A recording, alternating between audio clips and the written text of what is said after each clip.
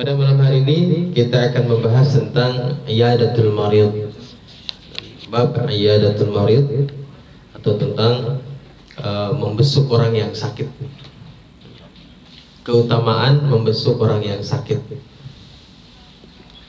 Sebagaimana yang kita ketahui bahwasanya kalau membesuk orang sakit kan dalam adat istiadat kita, norma bertetangga ya merupakan satu amal baik gitu. Tetapi ternyata dalam agama pun itu dipandang sebagai satu amal ibadah yang bernilai pahala besar. Di samping itu bahkan ada sebagian pendapat ulama yang mewajibkan iyadatul marid itu. Nah, pada malam hari ini kita akan membahas itu.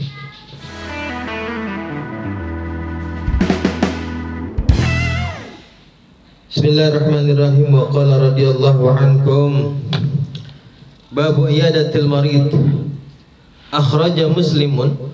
Hadis yang pertama dikeluarkan oleh Imam Muslim. Innallaha ta'ala yaqulu yaumal qiyamati, sesungguhnya Allah Subhanahu wa taala berfirman pada hari kiamat, ya ibnu Adam maridtu falam ta'udni, wahai ibnu Adam, maridtu, aku sakit, aku telah sakit, falam ta'udni, dan kamu sekalian tidak menjengukku. Qala,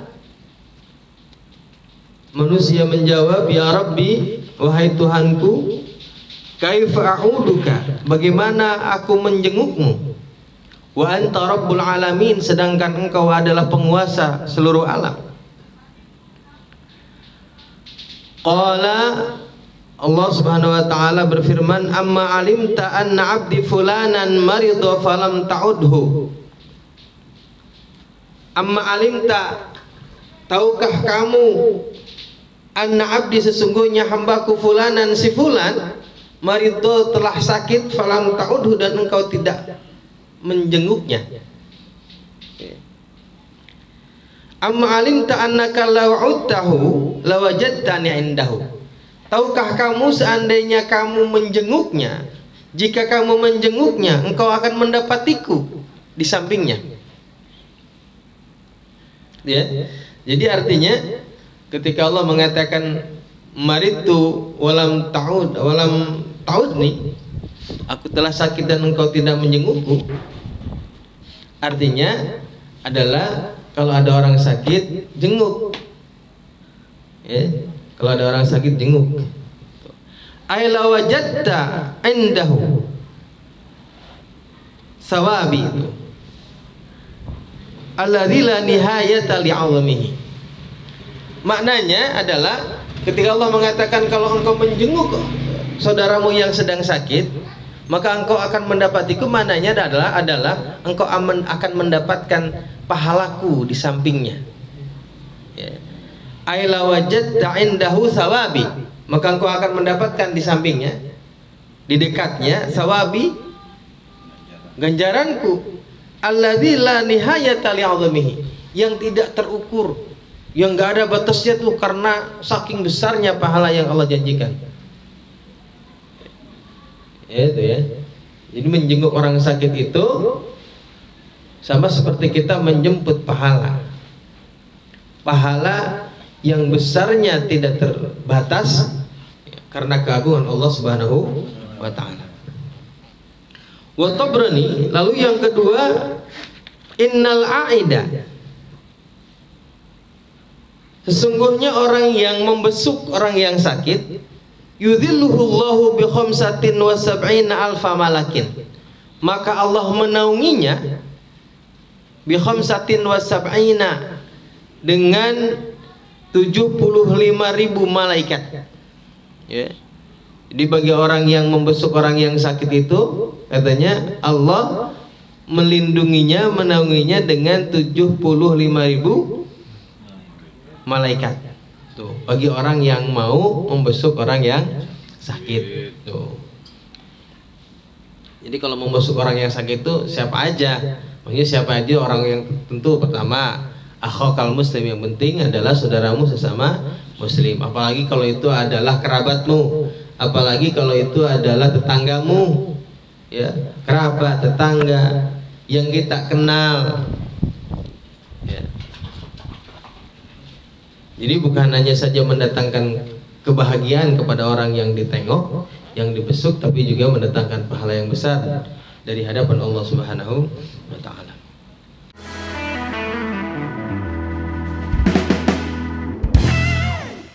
Wal Bukhari fil Adabi. Lalu hadis berikutnya diriwayatkan oleh Imam Al-Bukhari fil Adabi dalam kitab Adab. Salasun kulluhunna haqqun ala kulli muslimin.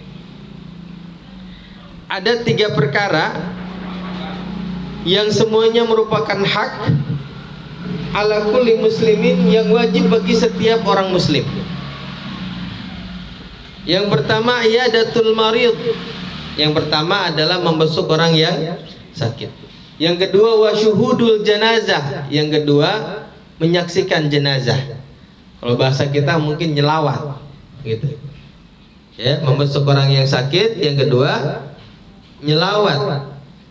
Yang ketiga wa tashmitul atis idza hamidallaha taala. Yang ketiga adalah menjawab orang yang bersin jika dia bersyukur atau memuji kepada Allah Subhanahu wa taala, atau kalau dia membaca alhamdulillah. Jadi kalau bangkis itu kan bacanya apa? Alhamdulillah, kan? Kalau bangkis, ya, bangkis sekali alhamdulillah. Jawabannya yarhamukallah. Bangkis 2 kali tetap alhamdulillah. Jawabannya yarhamukallah lagi.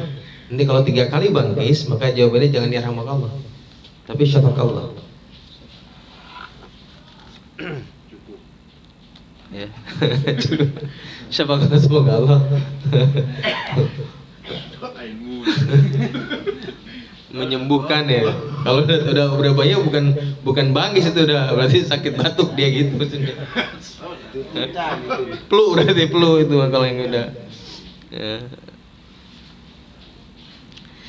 Wa Ahmad, lalu hadis berikutnya diriwayatkan oleh Imam Ahmad, idza ada rajulu akhahu, jika seseorang membesuk saudaranya al muslim, yang muslim, fa in kana ghudwatan, jika membesuknya pada pagi hari, shalla alaihi sab'una alfa malakin hatta yumsi, maka akan membacakan salawat kepadanya sab'una alfa malak, 70.000 malaikat, hatta yumsi, sampai waktu sore.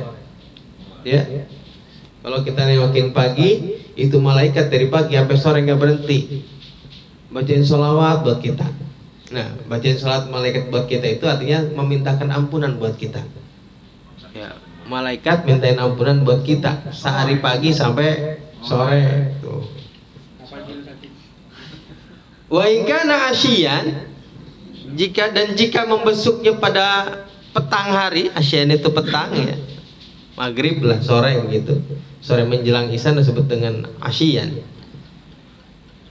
Shalla alaihi sab'una alfa malakin hatta yusbiha, ya, maka akan membacakan salawat kepadanya 70.000 malaikat hatta yusbiha, sampai waktu pagi. Ya. Kalau jenguknya waktu maghrib, maka akan dibacakan salawat kepadanya oleh 70.000 malaikat sampai waktu pagi. Kalau pagi sampai sore. Tapi jangan doa juga, biar sakit banyak nih ya.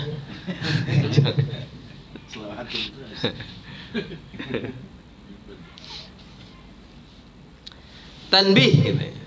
Lalu yang berikutnya, innal iyadata matlubatun ijma'an. Sesungguhnya iyadatul marid atau membesuk orang yang sakit itu matlubah, dianjurkan, disunnahkan, ijma'an, menurut kesepakatan para ulama.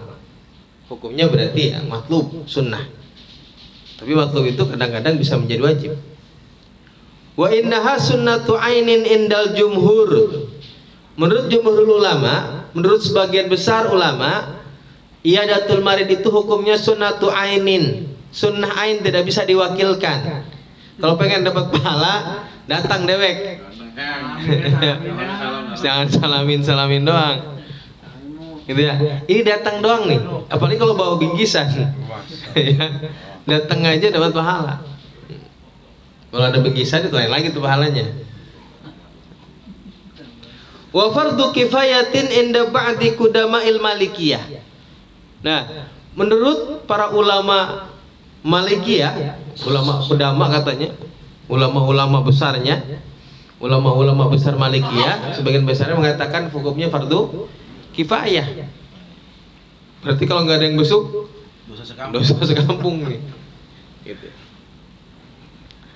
Wa sarrahal Bukhari biwujubiha. Imam Bukhari menegaskan biwujubiha wajib nengokin orang yang sakit. Imam Bukhari malah wajib nih. Berarti wajibnya wajib ain ya. Kalau tadi fardu kifayah menurut sebagian besar ulama Maliki, Imam Bukhari wajib nih melihat hadis-hadis yang begitu banyak, baik itu hadis nabawi ataupun hadis kursi, yang menunjukkan bahwa besarnya pahala yang Allah janjikan bagi orang-orang yang membesuk orang yang sakit.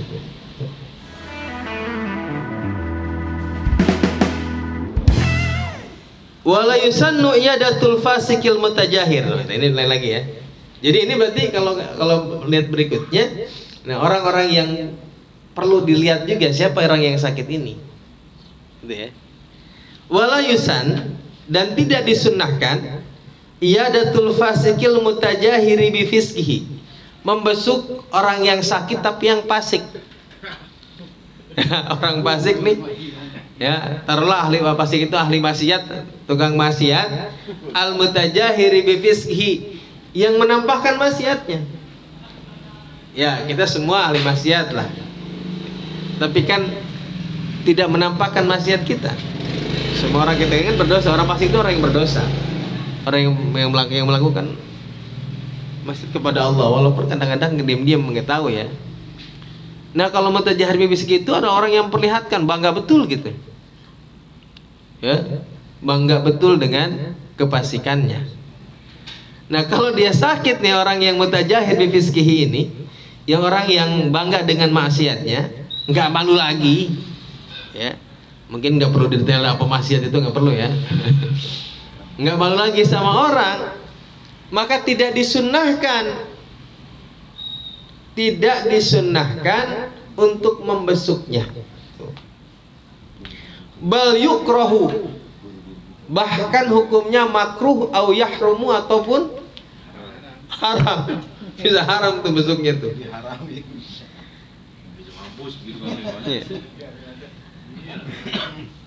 Litasrihim bihurmati inasihi walau bil julusi ma'hu, untuk menjelaskan kepada mereka, ya biar mereka tahu nih, bihurmati inasihi, dengan keharaman menggembirakannya. Ya kalau orang yang fasik mutajahir bifiskihi, orang yang fasik yang menampakkan maksiatnya, jangan ditawakin kalau lagi sakit. Ya untuk supaya dia tahu nih, kalau nyenengin dia itu hukumnya haram. Paham nggak? Itu ya. Litasrihim bihurmati inasihi, nyenengin dia itu haram, walau bil julus, walaupun sekedar duduk di samping dia. Oh, walau bil julus simahu, walaupun hanya sekedar duduk samping dia. Duduk begini nih, heng, jangan, haram hukumnya. Ini mah kita mah kompor ini ya. Oh, ini bukan saya nih ngomong ya. Ya. Pelajaran, tapi mungkin juga melihat gini. Ini sesuai dengan pertama ini hukum asal, yang kedua tapi juga nanti di melihat kondisi lah, kondisional. Ini gini, kalau misalnya dengan datangnya kita akan membuat dia berubah, bisa memberikan nasihat ketika dia sakit, ya sunnah. Kalau yurja, kalau diharapkan ada pertobatan dari dirinya. Tapi kalau enggak, ini kalau ditengokin malah sombong. Wah jangan, ngapain dia tengokin orang begitu, gitu ya. Gitu ya. Jadi nanti ini kondisional. Kalau misalnya ditengokin ketika lagi sakit sedang misalnya parah dan sebagainya, kita datang, kita bawa oleh-oleh dan segala macam, ya, untuk memberikan nasihat, nasihatin, ya nggak apa-apa, gitu ya.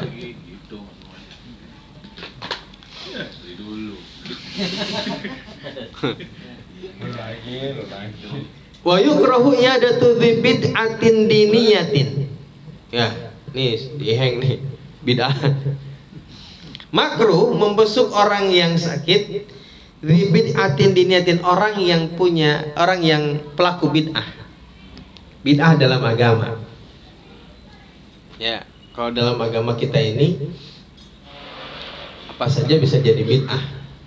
Nah, bid'ah menurut kita kan beda menurut orang-orang yang salafi mungkin ya. Kita menurut mereka pelaku bid'ah karena tahlilan dan maulidan, yasinan dan kawan-kawan. Tapi dalam pandangan mata Ahlussunnah wal Jamaah itu yang disebut dengan pelaku bid'ah itu seperti Syiah, seperti Mutajassimah, tetapi yang la yukaffiru bi bid'atihi katanya. Yang tidak menjadi kafir dengan bid'ahnya. Jadi bid'ah itu kena dua, ada yang membuatnya kafir, ada yang hanya disebut salah aja gitu, maksiat tentunya. Kan kalau misalnya yang kafir itu seperti ini nih, menganggap bahwa Nabi setelah Nabi Muhammad ada, kan gitu. Nah ini kan bid'ah jelas, tapi kafir dalam agama kita tidak terima begini. Karena la nabiyya ba'dah, kan tidak ada kenabian, tidak ada nabi setelah Nabi Muhammad SAW. Ya. Nah, kalau ada yang menganggap nabi seperti golongan sebelah misalnya dalam agama kita itu kafir, itu bid'ah dan itu mengkafirkan karena akidah, berusaha dengan akidah. Ya, kalau misalnya seperti Syiah, Zaidiyah yang hanya misalnya beberapa mengganti atau menambah kalimat adaan misalnya dengan anna aliyan waliullah, tuh ada tuh. Kan asyhadu anna Muhammadur Rasulullah wa asyhadu anna aliyan waliullah ada. Nah, ini kan pelaku bid'ah juga. Tapi ini layu kafir. Juga misalnya menganggap bahwa mereka itu, bahwa sahabat Ali itu lebih utama dibandingkan dengan sahabat-sahabat yang lain. Nah, ini kan sebagian.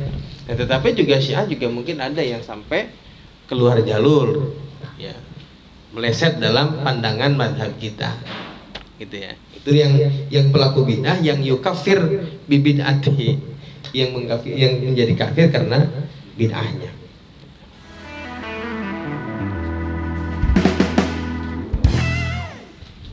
Ya, jadi hukumnya menjenguk orang yang sakit pelaku bid'ah agama ini adalah hukumnya makruh.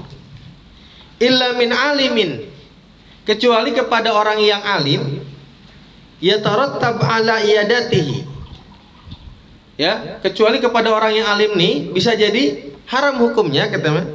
Yatarattab ala iyadatihi law yagra'ul ammah ala itba'ihi wa husni tariqatihi fayahrumu alaihi dzalik. Kecuali kepada orang alim yang terakibatkan oleh membesuknya itu igra'ul ammah, mendorong orang-orang awam untuk mengikutinya. Misalnya gini, ada orang pelaku bid'ah, orang alim dari orang pelaku bid'ah, ulamanya lah, sakit, lalu kita jenguk. Kalau kita membesuk dia, itu akan memberikan pandangan kepada orang-orang awam bahwa orang ini orang baik, orang hebat. Maka dengan menjenguknya itu haram, nggak boleh. Paham nggak? Makruh menjenguk orang yang pelaku bid'ah, tapi bisa haram kalau yang ditengok ini orang alim. Orang alim di golongan mereka, maksudnya orang alim di golongan mereka. Kenapa? Karena kalau kita jenguk dia, nanti akan menyebabkan orang awam ini tergerak untuk mengikutinya. Ya. Wah, nyuk lo. Wah, katanya besok kita ngaji ke sana aja no, sekelas dia aja nengokin kan. Nah, gitu ya, misalnya gitu. Tuh, ala itbahi wa husni tariqati fayahrumu alaihi dzalik, maka hukum haram hukumnya bagi dia untuk iyadatul marid. Jangan ditengokin kalau orang begini mah. Bahaya. Karena kalau ditengokin akan mendatangkan pandangan orang awam untuk mendorong orang awam untuk mengikutinya. Gitu ya. Ini bahaya. Jadi melihat dari kasus-kasus yang seperti ini, hukum I'adatul Marid itu ternyata melihat daripada kondisi ya, berpengaruh atau tidak dan lain sebagainya. Fleksibel aja dilihat. Tetapi kalau misalnya kerabat kita, tetangga kita yang tidak ada urusan dengan masalah agama dan sebagainya, ya tengok gitu ya. Kecuali ya yang keluarga kita yang mutajahir bibiski tadi layusan itu mah. Yang mutajahir ya. Ya, karena kan biasanya gini, biasanya orang-orang itu yang namanya manusia itu kan punya apa namanya, punya sifat haya. Manusia itu kan pada dasarnya punya sifat malu. Ya kan? Ada yang namanya al-haya insaniyah itu. Jadi sifat malu karena naluri kemanusiaannya. Karena fitrahnya dia sebagai manusia. Orang pada umumnya malu kalau telanjang di depan orang lain kan. Kalau dia tidak berpakaian di depan orang lain malu. Kenapa malu? Ya, karena fitrah dia sebagai manusia. Beda sama hewan, sama kucing, nggak pakai baju ya nggak malu hewan. Kan gitu ya. Itu namanya malu yang timbul dari fitrahnya sebagai manusia. Ketika ada orang yang fasik, yang mutajahir bifiskihi, berarti orang yang sudah tidak punya malu. Karena pada dasarnya manusia itu malu memperlihatkan maksiatnya. Ya, orang zina depan orang lain, malu nggak? Jangankan yang haram, jima sama istri depan orang lain, malu nggak? Malu kalau orang-orang normal mah. Dan rasa malu itu bukan karena iman atau tidak iman, tapi memang sebagai manusia harusnya malu gitu. Iya, padahal halal gitu. Nah, lalu kemudian kalau orang yang sudah tidak malu berarti secara manusianya tidak ada.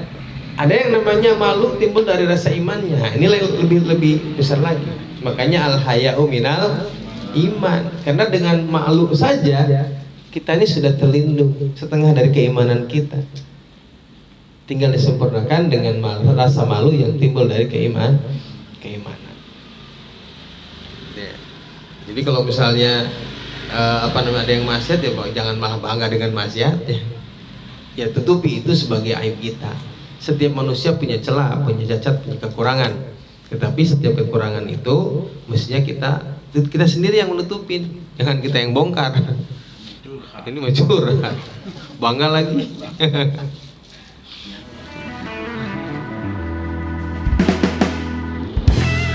Nah, lalu sekarang sakitnya yang seperti apa sih yang membuat kita sunnah untuk I'adatul Marid itu? Ya, sakit yang seperti apa yang sunnah ditengokin? Apa kalau orang cantengan sudah sunnah ditengokin? Kan gitu ya. Ya. Wa dhabitul maradi alladhi yusannul i'adatu minhu. Adapun dhabit, adapun batasan ya. Sakit yang sunnah untuk ditengokin, untuk dijenguk adalah mayubihu tarkal jum'ati walau Ramadan. Adalah sakit yang memperbolehkan dia meninggalkan Jumat. Walau Ramadan, walaupun hanya sakit mata. Walaupun cuma sakit mata, tapi sakit matanya kayak gimana? Cuma belekan doang mah masih bisa jalan ya, nggak terganggu. Bi ayyakuna masyaqqatul khurujul masyi, bi ayyakuna masyaqqatul khurujul masyi ma'hu, yaitu sakit yang menyebabkan kesulitan keluar dengan rasa sakitnya itu. Kalau misalnya orang sakit mata, ya kan kalau cuman ada kan cuman gatal-gatal doang tuh yang mentil apa namanya? Bintitan. Kalau bintitan mah kan nggak ganggu-ganggu amat kan ya? Masih bisa lah jalan juga nggak ganggu. Tapi kalau yang sakitnya udah ngebet, matanya udah bengkak, merah, belekan keluar terus, kan ada yang sampai sakit mata yang seperti itu. Nah tentu Ramadan yang seperti ini mengganggu, membuat kesulitan dia berjalan untuk menuju ke masjid.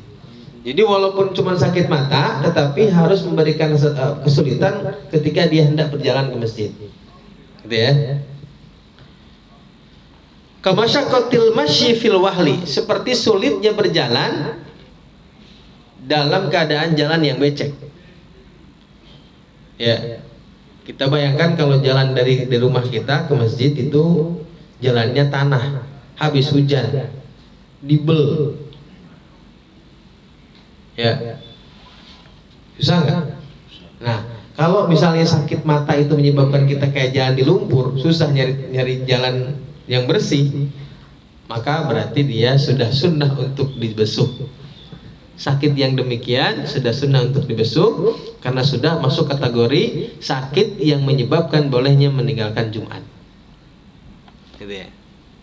Jadi sakit apa? Sakit yang bisa memperbolehkan dirinya meninggalkan Jumat, itu yang sudah sunnah untuk dibesuk.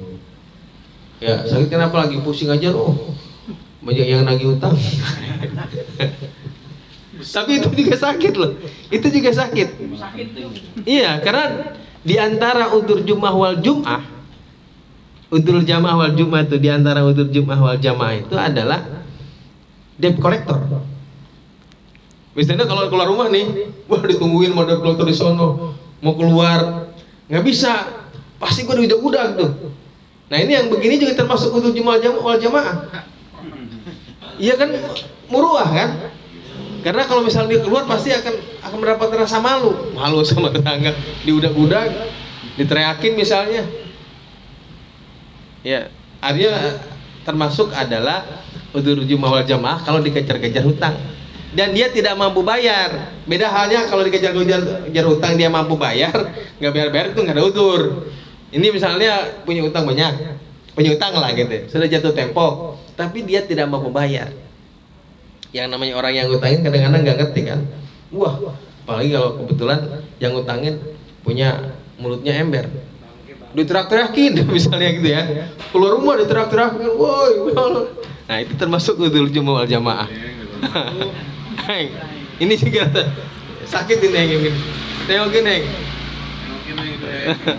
Takutnya kan di rumah dikompres aja kepalanya.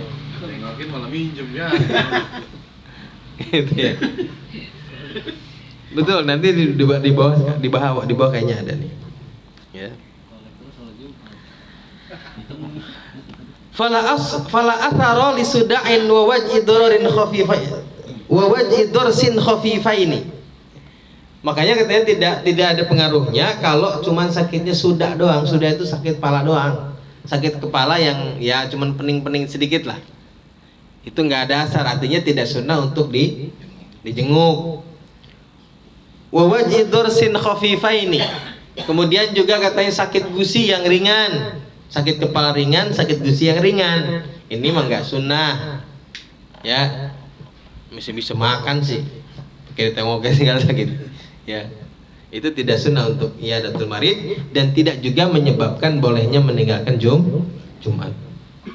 Wa qala mutaakhirun wa immatuna, dan ulama-ulama mutakhir juga termasuk ulama imam-imam kita, mereka berkata, innal iyadata yaumal jum'ati, sesungguhnya membesuk orang sakit pada hari Jumat, afdalu minha fi ghairihi, itu lebih afdal daripada membesuk orang sakit selain hari Jumat. Tuh, jadi sunnahnya juga afdalnya hari Jumat. Jadi membesuk orang sakit juga afdalnya hari Jumat. Lalu apa yang disunnahkan bagi orang yang sakit? Bagi orang yang jenguk. Kalau kita datang nih, apa sih sunnahnya? Ngapain kita? Jujur aja saya juga kadang-kadang suka bingung ya. Apalagi orang yang gimana sih? Kita ngomong apa nih ya gitu ya? Kalau datang gitu. Apalagi kalau sendiri, kalau banyak orang sih kan dia. Kita ngomong apa nih? Sabar gitu. Wa yusannu lil aid, disunnahkan bagi orang yang membesuk orang yang sakit, ayutiba nafsahu, untuk menggembirakan, menyenangkan hatinya orang yang sakit, bidzikri ba'di thawabil maradi, dengan menyebutkan sebagian pahala orang yang sakit. Ya, yang sabar, insyaallah pahalanya besar gitu. Ya, seperti yang biasa kita lakukan lah kira-kira gitu. Jadi intinya adalah bagaimana menyenangkan hati orang yang sedang sakit. Bidzikri ba'di thawabil maradi was-sabri alaihi, dengan menyebutkan sebagian pahala-pahala sakit dan juga pahala-pahala sabar terhadap rasa sakit. Yang kedua, itu yang pertama. Yang kedua, wa yuhassila mushtahahu illam yadurhu. Yang kedua, memberikan mushtahahu yang diinginkannya. Ya. Berusaha untuk memberikan apa yang diinginkannya. Illam yadurhu, catatannya jika itu tidak membahayakannya. Ya, selama tidak membahayakan, kasih mau apa sih? Bikin apa? Ya, minta nasi padang, kasih. Ya, apa yang kira-kira diinginkan, kasih. Itu kalau orang yang sakit, kalau membasuh orang yang sakit. Mau makan nih, makan apa sama apa. Selagi itu tidak membahayakan orang yang sakit, maka kasih. Duit aja duit.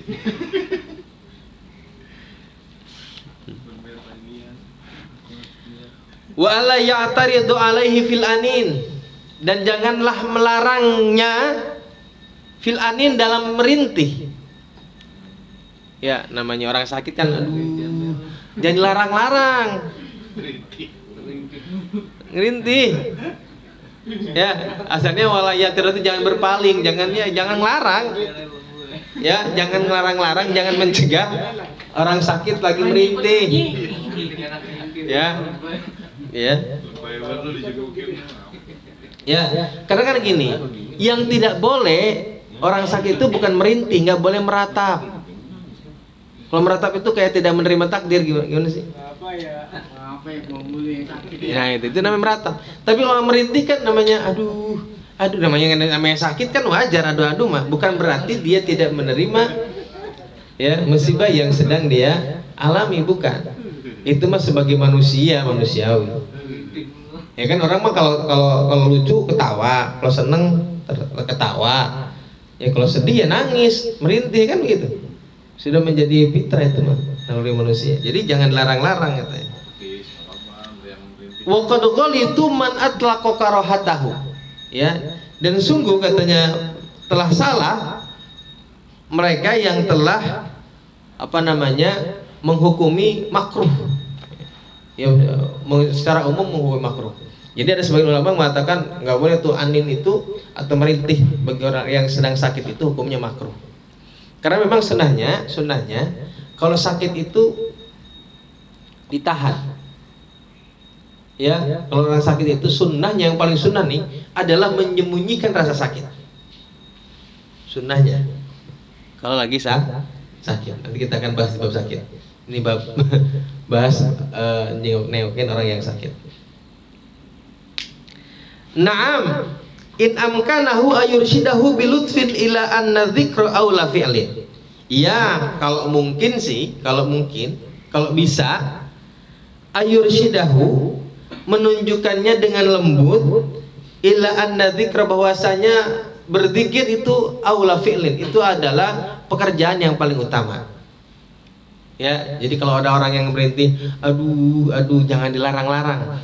Kalau mungkin kita unjukin, jangan adu-aduan mulu, nyebut. Nah, gitu ya. Kira-kira begitu. Allah. Gitu ya, jangan butnya doang. Ya. Ya, artinya kalaupun merintih ganti menyebut nama ismul mu'azzam, nama-nama yang diagungkan. Ya.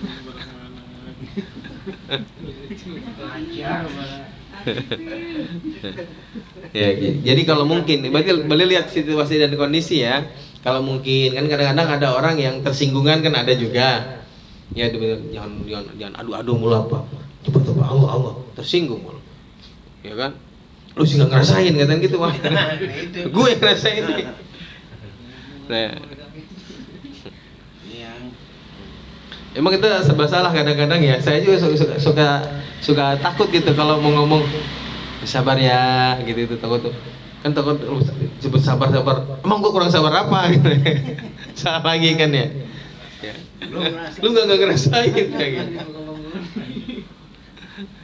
Serba salah, padahal itu memang sebetulnya adalah niat kita kan kalau jenguk itu memang harus menyenangkan hati orang yang sakit dengan mengingatkan bahwa begitu besar pahala yang Allah janjikan bagi orang yang sabar terhadap rasa sakitnya.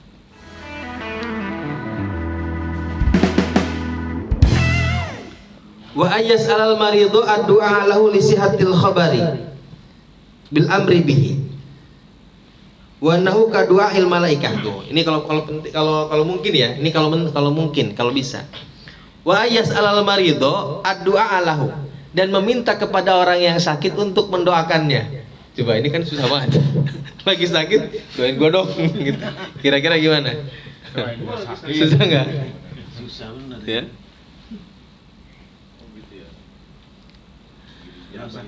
Lisihatil khabari, karena ada hadis yang sahih ya, bil amri bihi, dengan perintah itu ya. Kalau mungkin kita minta sama orang sakit untuk mendoakan kita nih yang neokin. Kenapa katanya wa annahu ka du'ail malaikah? Karena doanya orang sakit itu seperti doanya malaikat. Loh, kalau ada orang sakit doain orang, itu doanya seperti doa malaikat, pasti dijawab oleh Allah. Jadi kalau lagi butuh duit banyak, nyari orang sakit aja.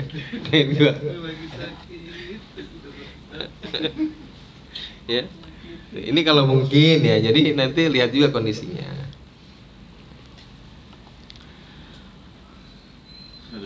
Wasahha, dan sahih dalam sebuah hadis sahih, annahu sallallahu alaihi wasallam, bahwasanya Rasulullah sallallahu alaihi wasallam kana idza dakhala ala maridin, bahwasanya ketika beliau masuk kepada orang yang sakit atau ketika beliau menjenguk orang yang sakit, qala, beliau bersabda, la ba'sa, enggak apa-apa, tahurun insyaallah. Itu kalimat Rasulullah SAW ketika menjenguk orang yang sakit. La ba'sa, tahurun insyaallah, enggak apa-apa, insyaallah dia disucikan oleh Allah Subhanahu wa taala. Jadi orang yang sakit itu disucikan oleh Allah Subhanahu wa taala. Ay maraduka yuthiru minadz-dzunub. Mananya adalah rasa sakitmu ini atau sakitmu ini, yuthiru minadz-dzunub, adalah mensucikanmu dari dosa. Jadi kalau kita sakit berarti kita sedang dicuci dari dosa. Tapi juga jangan berasumsi gini, dia sakit mulu ya, berarti dia dosanya banyak banget itu. Enggak begitu juga. Justru bisa jadi itu ada kasih sayang Allah kepada itu hamba. Ya, kita yang sehat-sehat aja bukan berarti nggak punya dosa kan? Gitu ya, berarti nggak punya dosa. Jadi jangan suka begitu. Ya, karena tidak semua sakit itu adalah merupakan azab dari Allah. Gitu ya. Kok nggak salah lagi?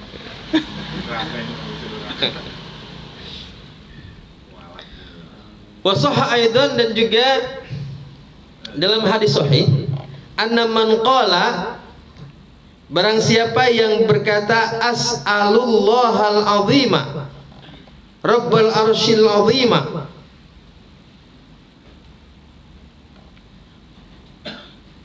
ayu afiyaka wa yashfiyaka sab'a marrat inda maridin lam yahdurhu ajaluhu afahu Allahu min maradihi.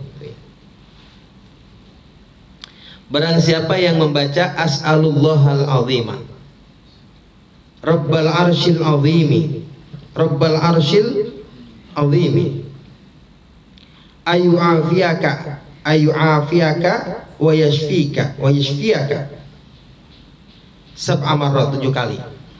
Jadi baca as'alullahal azima rabbal arsyil azimi ayu afiyaka wa yashfiyaka, 7 kali.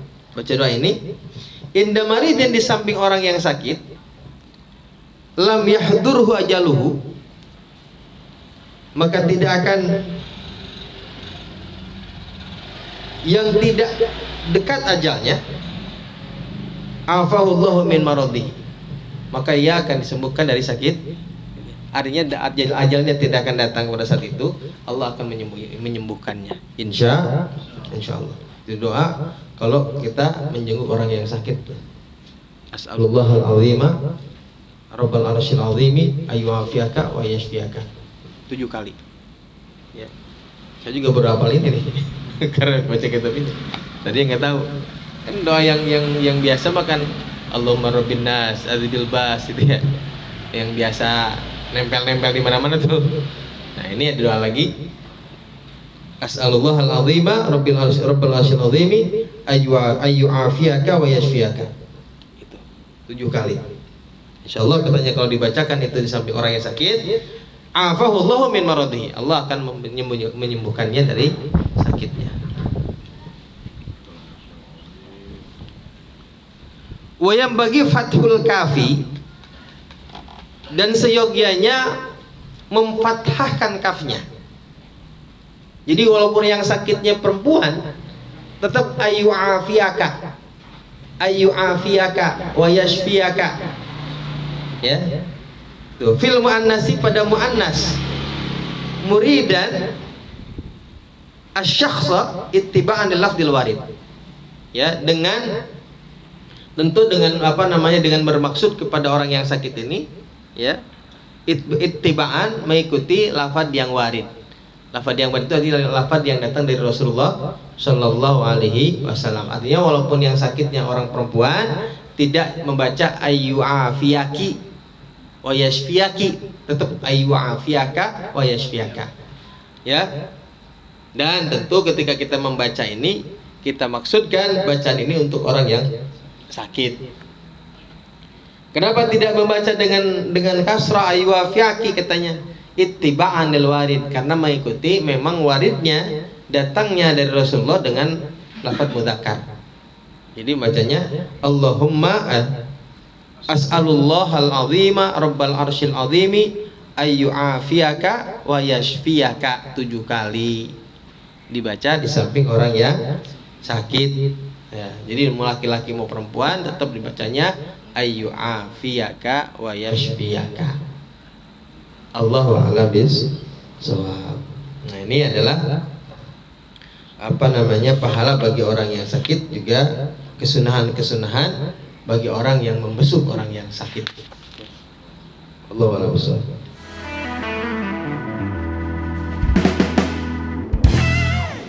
Dalam keterangan satu hadis itu bahwa kalau ada orang yang sakit kemudian Allah sembuhkan, ya kalau dia orang yang beriman, ya kalau ada orang yang beriman Allah sembuhkan, maka yang pertama sakitnya itu sebagai mukaffiratun lidzunub, sebagai pembersih dosa dia, penebus dosa dia.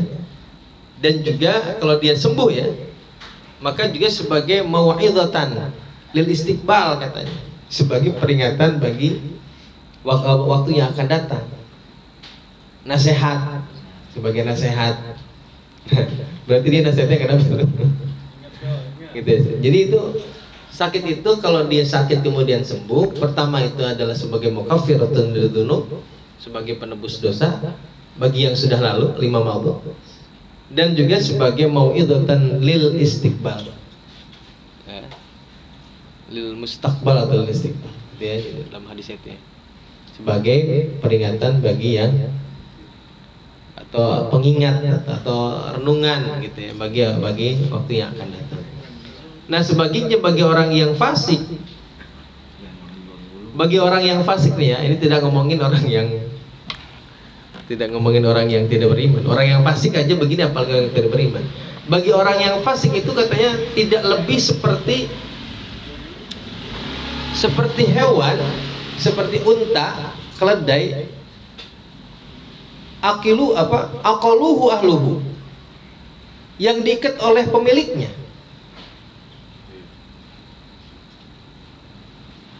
Summa arsalahu, kemudian dilepaskan. Walam yadri, dan dia nggak tahu lima aqaluhu wa lima arsalah. Dan dia nggak tahu kenapa dia diikat, kenapa dia dilepasin. Artinya orang yang tidak mendapatkan peringatan, tidak mendapatkan ini itu dari sakit yang dia derita, berarti dia fasik gitu. tidak beriman gitu. Karena orang fasik itu adalah orang yang kalau dia sakit kemudian disembuh, sama seperti unta yang diikat sama pemiliknya kemudian dilepaskan. Ya tidak lebih dari itu. Dia nggak tahu dia kenapa gua diikat, kenapa gua dilepasin, nggak tahu kan? Ya namanya Ini dilepasin dia jalan, di kejadian manut sama pemilik. Kurang lebih begitu. Jadi artinya mudah-mudahan kita semua, andai kata Allah Subhanahu Wa Taala menguji kita dengan sakit, mudah-mudahan kita mendapatkan mauidhahnya, mendapatkan nasihatnya, renungannya daripada hal-hal itu, sehingga kita termasuk orang-orang yang beriman. Amin ya rabbal alamin. Kira-kira begitulah. Jadi malah nyalain orang. Ya cukup kan? Iya. Iya malah. Seolah-olah santet orang. Ya. Itu biasa kan, itu bergening itu Pak, bergening iklan. Dah. Kalau dia sakti. Ya selama ini.